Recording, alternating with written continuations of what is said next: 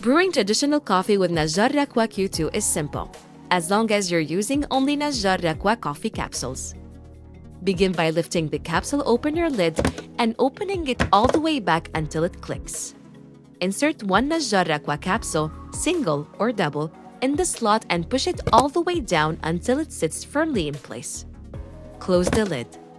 Center your cup exactly beneath the coffee nozzle, a small or big cup depending on the coffee size you chose.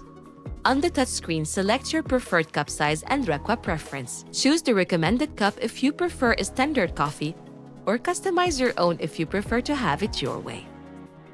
Press Start your RAQWA. Your machine will begin preparing your coffee by mixing the ground coffee inside the capsule with the water, brewing it in a built-in pot, and delivering it into your cup. The screen will read that your RAQWA is brewing and count down until you can enjoy your cup. When the cycle finishes, 3 consecutive beeps will sound. You're now ready to enjoy your fresh NAJJAR RAQWA.